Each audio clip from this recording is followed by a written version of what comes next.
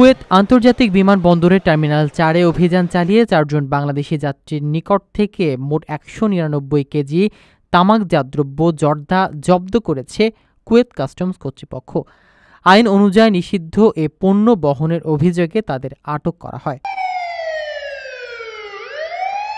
Customs সূত্রে জানা যায়, প্রথম দিনে একজনের লাগেজে পাওয়া গেছে ৪০ কেজি তামাকজাত দ্রব্য। পরদিন আরও ৩ জন যাত্রীর ব্যাগ তল্লাশি করে উদ্ধার করা হয়েছে ১৫৯ কেজি তামাক।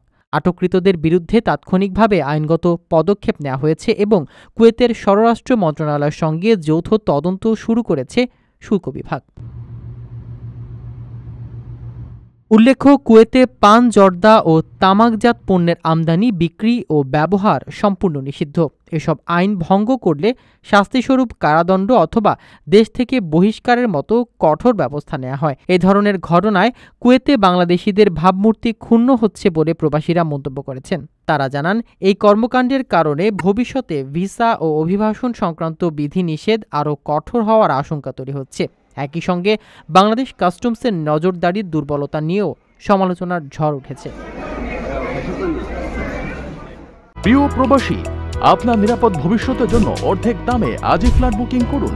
ঢাকায় প্রবাসী সিটি দিচ্ছে সীমিত সময়ের স্পেশাল অফার। জমি ও ফ্ল্যাট একসাথে। যোগাযোগ করুন স্ক্রিনে দেওয়া নম্বরে।